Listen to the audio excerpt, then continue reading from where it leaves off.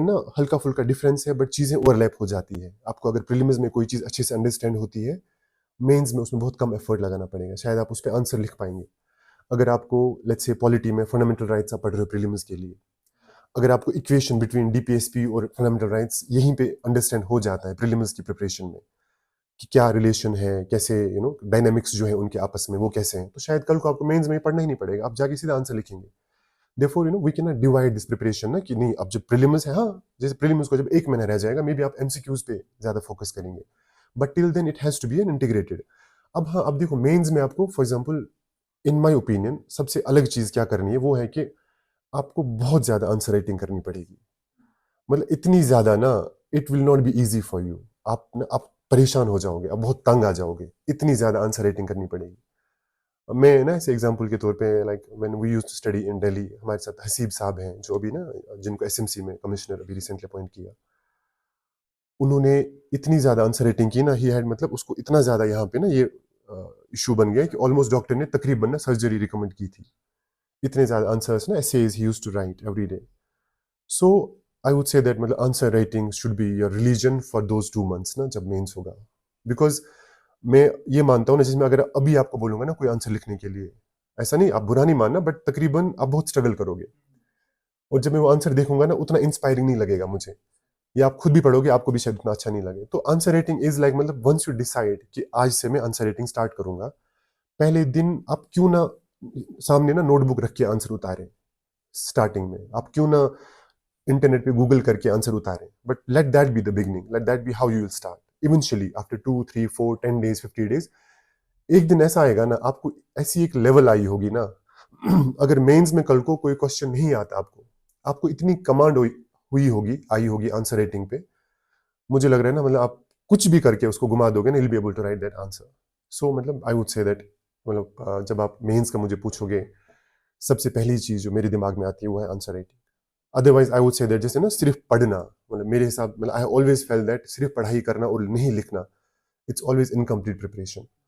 Because जितना stress आपको mind पे डालना पड़ता है वेल राइटिंग, वो तब आपको सच में पता लग जाता है कि यार मुझे तो ये कंसेप्ट पता ही नहीं है, मतलब मैं क्या आज तक मान रहा था, मुझे नहीं आ रहा है लिखना। तो आई वुड से answer writing is really important, provided that मतलब तब तक आपको एक अच्छा खासा अमाउंट ऑफ नॉलेज एकोमुलेट हुआ होगा, उसको फिर डिलीवर करना है आंसर राइटिंग में।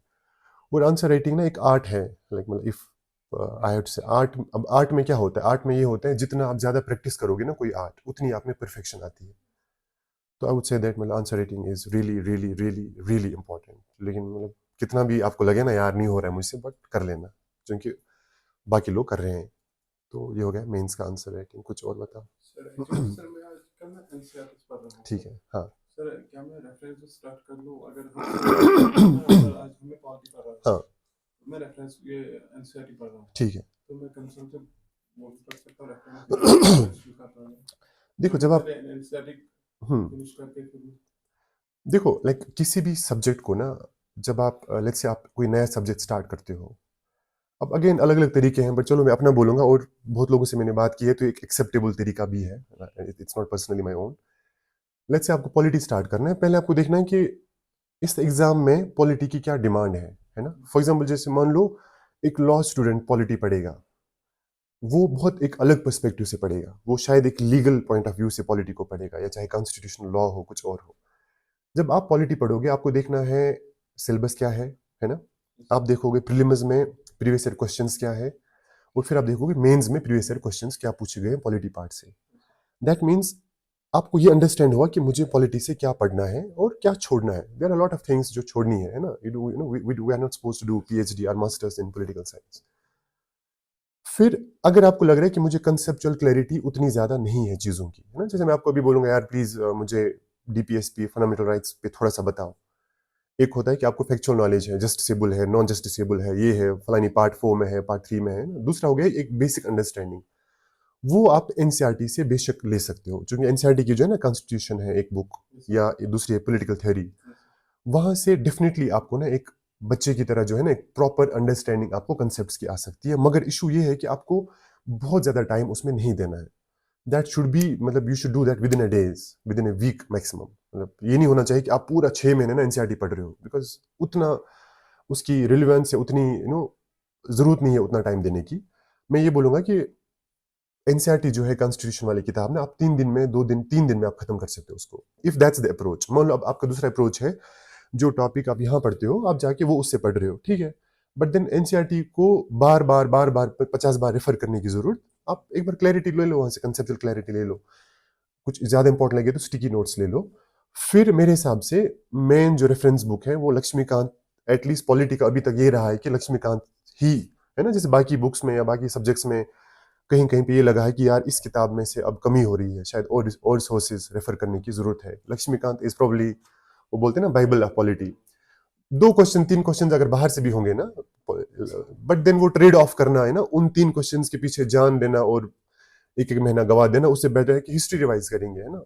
आउट ऑफ लेट्स से अगर पॉलिटी के 20 क्वेश्चन है, अगर आपको लक्ष्मीकांत से 17 क्वेश्चन निकल रहे हैं any time, that's you know what best it can be, I mean beyond that. फिर तो आप एनसीईआरटी पढ़ो, लेकिन फटाफट उसको क्लियर करो, कंसेप्चुअल क्लैरिटी वहां से ले लो, और फिर आप जो रेफरेंस बुक है लक्ष्मीकांत है वहां से आप, और करंट अफेयर में कोई इमर्जिंग चीज आ जाएगी, मतलब जैसे कोई सुप्रीम कोर्ट की कोई जजमेंट होगी, या पार्लियामेंट में किसी कॉन्स्टिट्यूशन इशू पे डिबेट हुआ और वो आपको लग रहा है कि वो लक्ष्मीकांत में नहीं है। जैसे मुझे एक दिन याद है ना, केएस में क्वेश्चन आया था कि जो चीफ जस्टिस ऑफ इंडिया होता है उसका अपॉइंटमेंट का पूरा प्रोसेस बोला था। देखो नॉर्मली लक्ष्मीकांत में क्या है, एक सर्टन क्राइटेरियाज हैं, you should be of this age या तो इन्होंने पूछा था पूरा प्रोसेस क्या है। जैसे लॉ मिनिस्टर के पास जाएगी रिकमेंडेशन, वहां से पीएमओ क्लियर करेगा, अब मुझे एग्जैक्टली याद नहीं है अभी, फिर प्रेसिडेंट के पास जाएगी। बट ये एक क्वेश्चन आया था, लेकिन ये आया था करंट अफेयर से, क्योंकि तब वो जो कॉलेजियम वगैरह पे ना बहुत ज्यादा लाइक वो पूरा साल न्यूज में था। तो अगर पॉलिटी का ऐसा कोई टॉपिक है, वो आप अपने से आप में उतना आना चाहिए असेसमेंट कि लुक दिस टॉप, ये टॉपिक जो है ये लक्ष्मीकांत में नहीं, I will do it from outside from otherwise मैं बोलूंगा ना, NCERT once you are done with NCERT then आप लक्ष्मीकांत को 50 60 70 80 90 100 बार रिवाइज करो, हमेशा मतलब ना, इट विल ऑलवेज पे यू बैक। तो ऐसा नहीं है। ये हो गया, आप बताओ,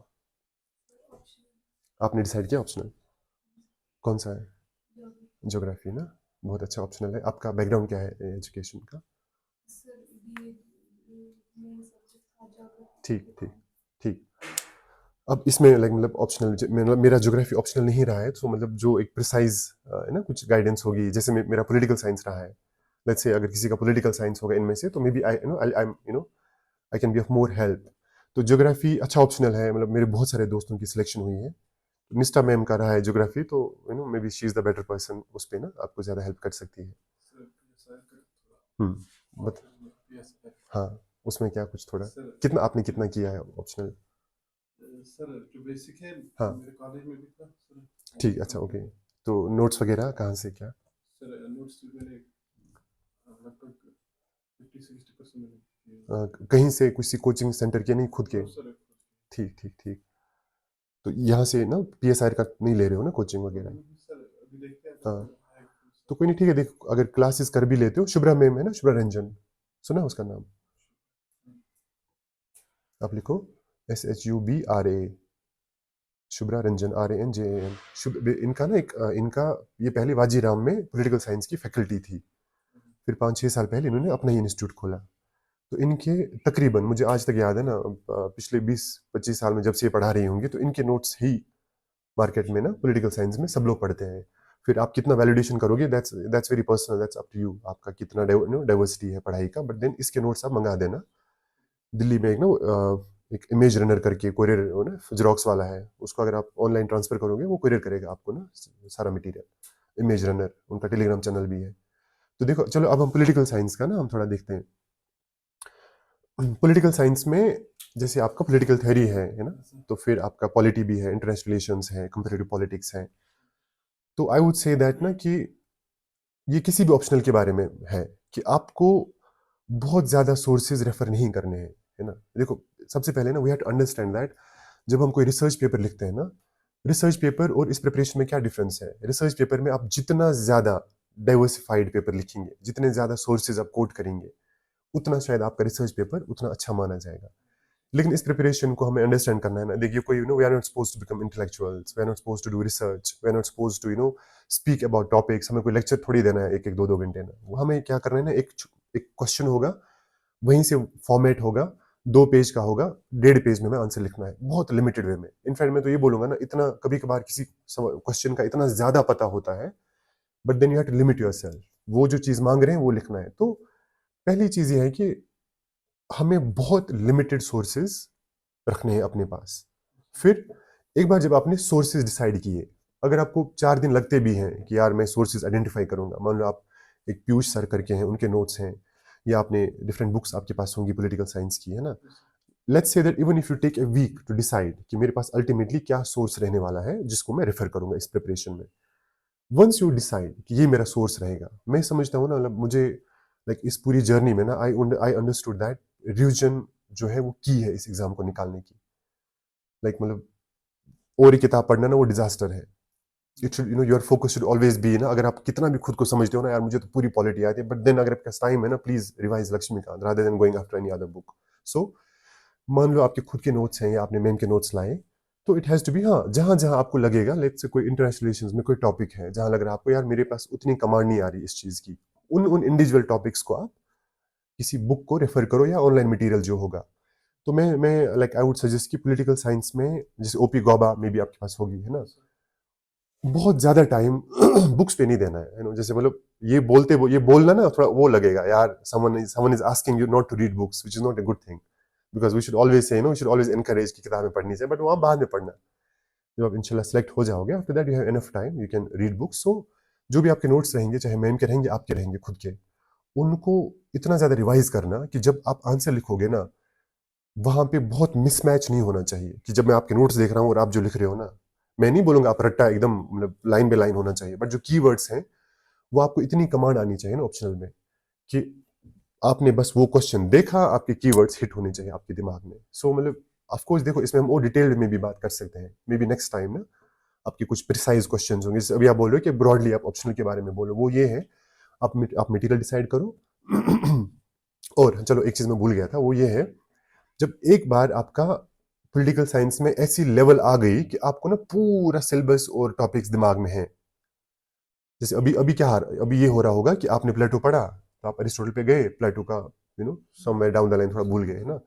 आप आईआर पे गए, आप इंटरनेशनल रिलेशंस पे गए तो कंपैरेटिव पॉलिटिक्स भूल गए, आप थ्योरी पे चले गए तो पूरा थॉट भूल गए, ना। अभी वो वाला लेवल होगा इफ यू हैव स्टार्टेड, अभी आप बहुत पहले से किया, चलो फिर दूसरी बात है।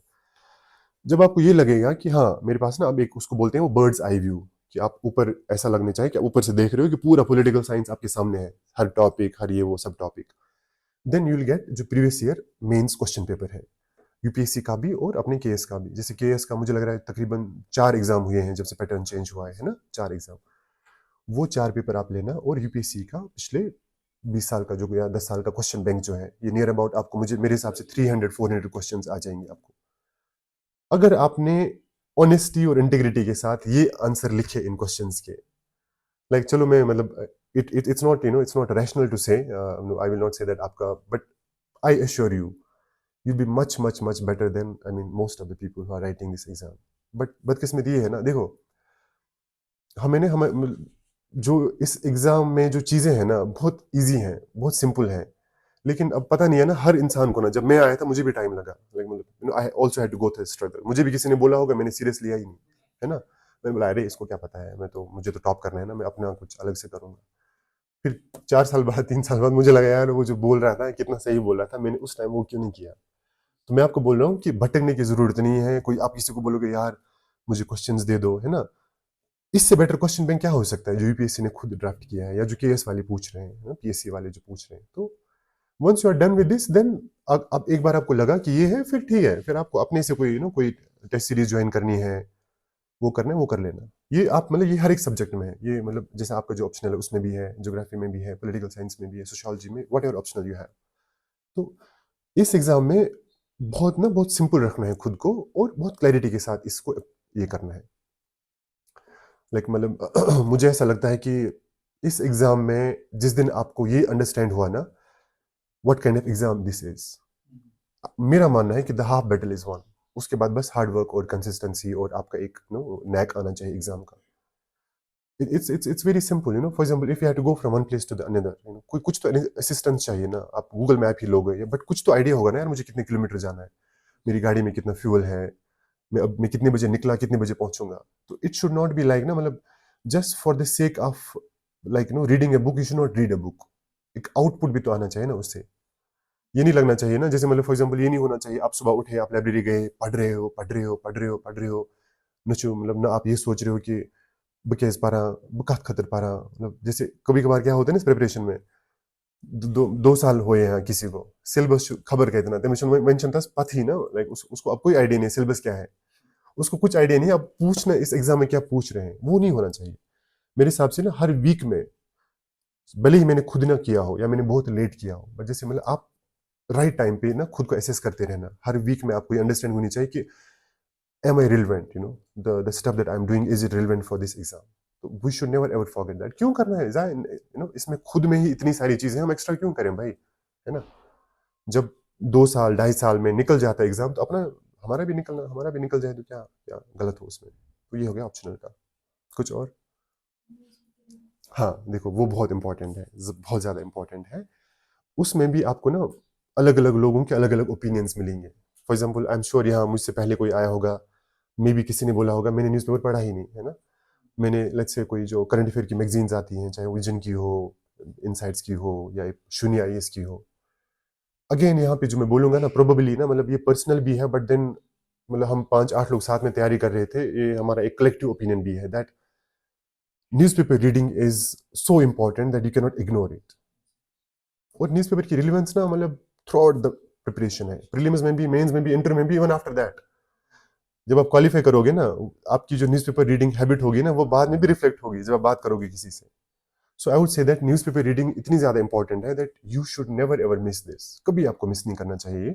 अब आप द हिंदू पढ़ो, इंडियन एक्सप्रेस पढ़ो, या आपको थोड़ा टाइम लगेगा न्यूज़पेपर को कैसे पढ़ना है, उसके लिए आप अलग अलग यूट्यूब चैनल से कभी हेल्प लो, या कोई आ रहा है यहाँ, अब उसमें भी देखो, अब उसमें सिंपल पढ़ना है।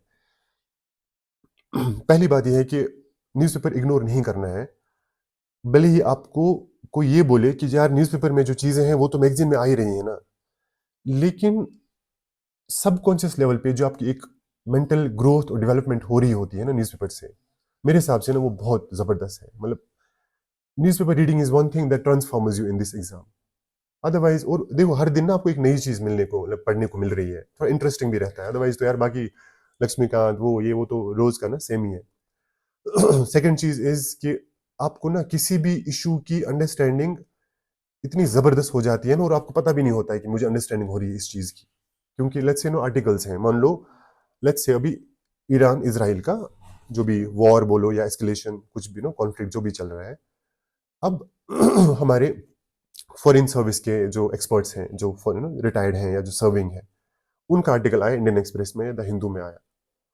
अब उनकी अंडरस्टैंडिंग कितनी जबरदस्त होगी, who have served in foreign relations या foreign affairs for last 30 years। आपको उनका ओपिनियन जानने को मिल रहा है, आपको किसी ऐसे इंसान, किसी ऐसे शख्स का ओपिनियन मिल रहा है जिसने 30 years रिसर्च की है इंटरनेशनल रिलेशंस पे, फॉरेन अफेयर्स पे। वो मेरे हिसाब से ना वो शायद विजन मैगजीन में नहीं होगा, वो आप मिस करोगे वहां। कल को आपको आंसर राइटिंग, मतलब न्यूज़पेपर रीडिंग आपको बहुत इनरिच करेगा आपके कंटेंट को आंसर राइटिंग में। आई वुड से दैट ना, लाइक मतलब ठीक है, आप लर्न करो, आप अडॉप्ट करो कि कितना टाइम देना है, कैसे रीड करना है। अब लेट्स से ये हो गया इंपॉर्टेंस ऑफ न्यूज़पेपर रीडिंग। हम बोलेंगे हम पढ़ना कैसे है। पढ़ना ऐसे, अगेन पढ़ना बहुत सिंपल है। लाइक फॉर एग्जाम्पल, जब आपको सिलेबस पूरा पता है मेंस का, जब आपको क्वेश्चंस पता है क्या है, जब आपको ये पता है क्या टॉपिक्स पूछते हैं, then it will be very easy for you to eliminate the topics.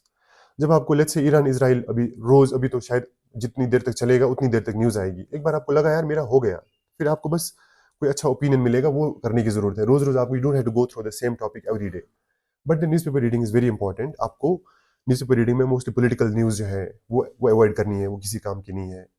कुछ एंटरटेनमेंट का वो छोड़ना है, आपको देखना है प्योरली आपके जो मेंस के 4 पेपर हैं उसमें से, या जैसे आपको पॉलिटिकल साइंस है। लाइक मतलब मुझे ऐसा लग रहा है ना, मैंने आईआर तकरीबन ना, मैंने सिलेक्शन जो है, या मेरे मेरे हमेशा से ना आईआर में अच्छे मार्क्स रहे हैं, वो मैंने अलग से नहीं किया है कुछ। मैंने हमेशा ना न्यूज़पेपर को, पता नहीं क्या क्रेज हुआ करता था ना, जो आईआर वाला नहीं होता एक हिंदू में पोर्शन, मैं मेरा जैसे ना हर दिन पैसे मिलते थे वो पढ़ने के ना, ऐसा मतलब वो बन गया था।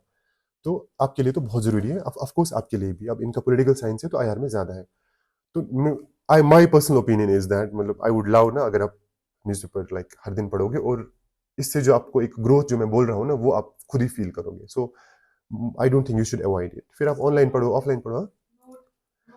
देखो, हाँ देख, अब अगेन ना ये इंपॉर्टेंट पॉइंट है, जैसे न्यूज़पेपर से नोट मेकिंग करनी है।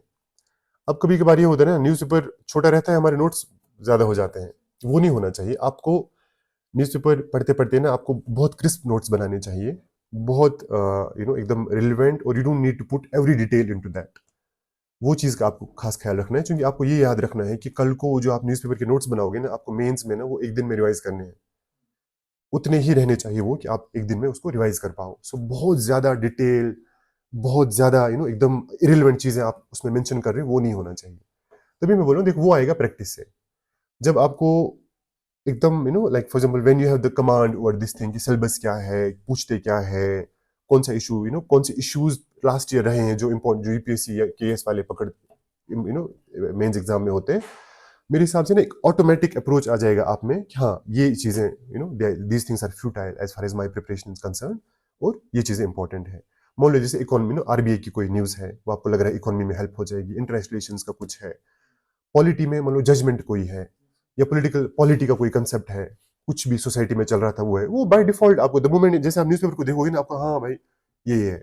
अब मान लो आपको फर्दर हेल्प चाहिए, अगर यूट्यूब पे कोई अच्छी चैनल है ना, एक हफ्ता आप वहां से भी देख सकते हो। लेकिन जो आप खुद पढ़ोगे ना न्यूज़पेपर में, लाइक मतलब मुझे मेरा मानना है उस चीज को कोई रिप्लेस नहीं कर सकता है।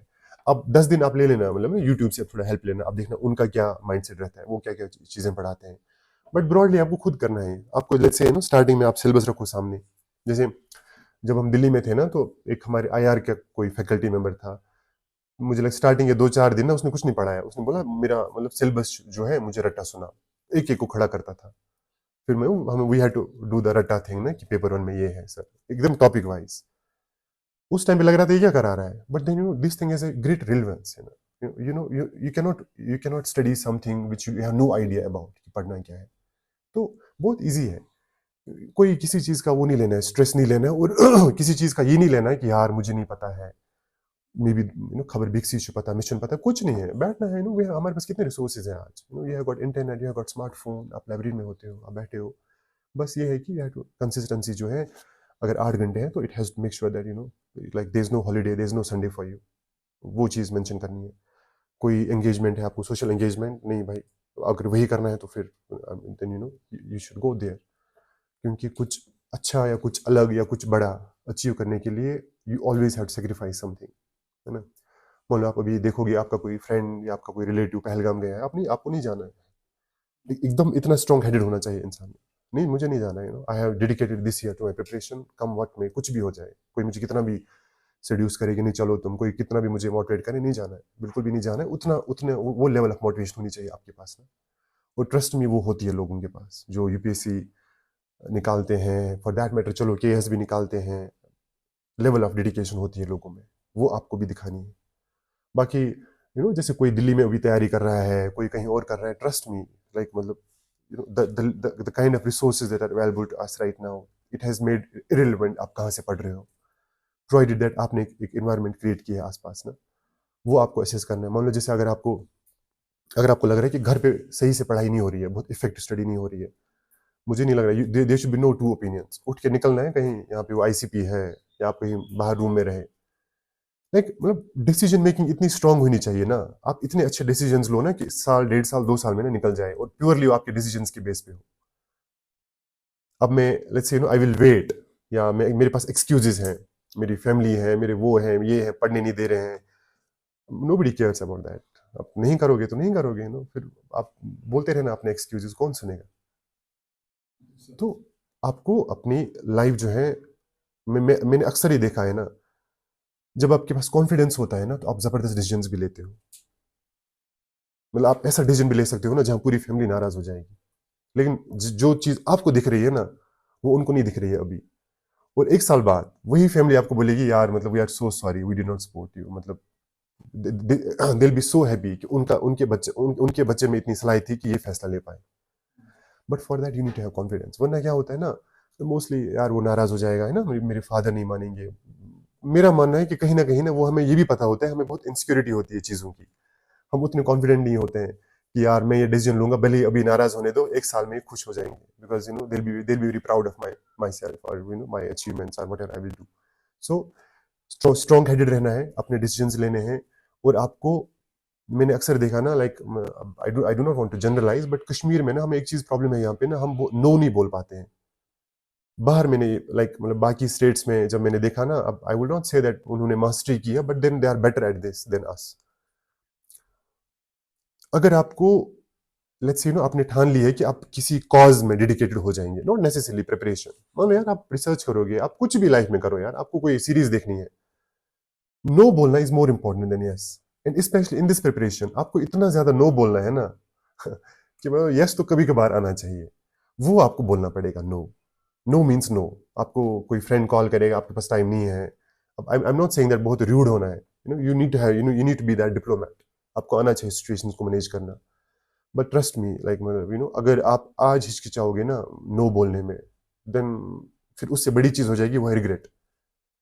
अगले साल फिर 2 साल बाद रिग्रेट होगा, यार तब नो बोलना चाहिए था। Because it's a race, it's a journey, we are all individuals at one time.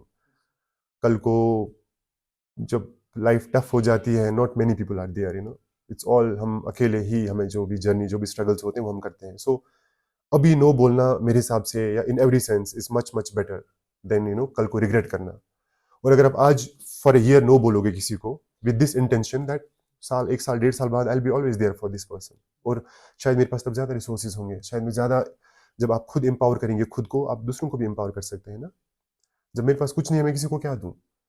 जब अगर मेरे मेरे पास खुद कोई एम्पावरमेंट हो गई, चाहे वो किसी भी एंगल से, फाइनेंशियल, या मुझे एक प्लेटफॉर्म मिला, मैं कल को सर्व कर सकता हूँ लोगों को, ठीक है, मैं और 4 लोगों को कुछ तो दे सकता हूँ ना। तो ये चीजें बहुत, और प्योरली टाइम प्लान होना चाहिए आपके पास ना। गॉड फॉरबिड, चलो ठीक है, sometimes it can take time, बहुत टफ है, अनसर्टेनिटी है, लेकिन आपका भी एक ये होना चाहिए प्लान कि 2 साल इस प्रिपरेशन में, 2 साल में होना चाहिए। फिर उससे क्या होता है ना, जब डेडलाइंस होती है ना लाइफ में, तो थोड़ा सा ना पुश मिलता है, वरना it's like it's that for ever going process, आज नहीं हुआ तो कल हो जाएगा, अगले साल हो जाएगा।